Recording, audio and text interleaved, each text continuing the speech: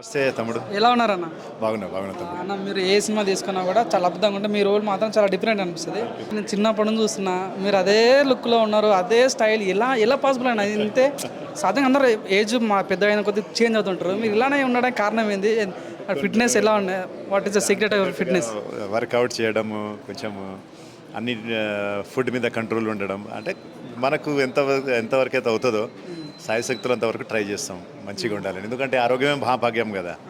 ఆరోగ్యం ఉందంటే అన్నీ ఉన్నట్టే మన దగ్గర. సో అదొక దాని గురించి స్పెషల్గా పట్టించుకుంటాను. సో అది సో ఇప్పుడు 29న సందిగ్ధం సినిమా రాబోతుందన్న. సో ఇప్పుడు అదే రోజు చాలా సినిమా కూడా రిలీజ్ అవుతున్నాయి. సో ఆ సినిమాలకి ఏ సినిమా స్పెషాలిటీ అంటే ఏం చెప్తారు? అంటే ఇప్పుడు ఏ సినిమాకి ఆ సినిమా ఉంటుంది బ్రదర్. మనం ఏ సినిమాతోటైనా మనం ఈ సినిమాని పోల్చలేం.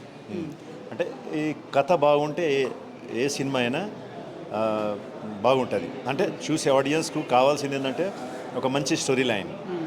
దీంట్లో అది ఉంది.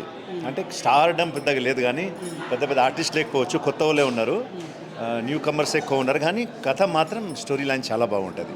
సో దాన్ని బట్టి నేను చెప్పగలను మంచి సినిమా అవుతుంది.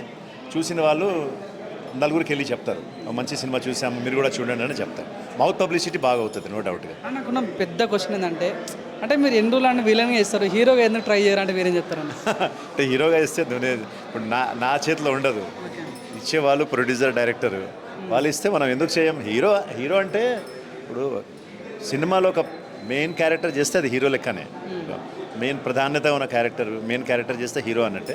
నా ఏజ్కు తగ్గట్టుగా ఏమైనా ఫ్యూచర్లో వస్తే తప్పకుండా చేస్తా. దాంట్లో ఏముంది, యాక్టర్గా ఏమొచ్చినా చేయడమే అంతే. అని ఇప్పుడు అందరు యాక్టర్స్ ఒక అవకాశం వస్తుంది, బిగ్ బాస్ అని ఒక అవకాశం వస్తుంది. మిమ్మల్ని ఫ్యూచర్లో బిగ్ బాస్ 10లా కానీ 11 చూసే ఛాన్స్ ఉందంట. మీకు interest big boss?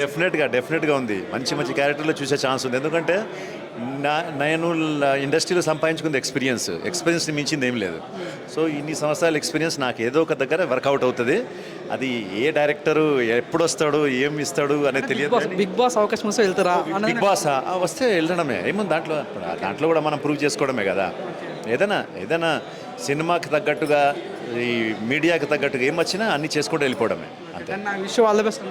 Thank you brother, thank you so much.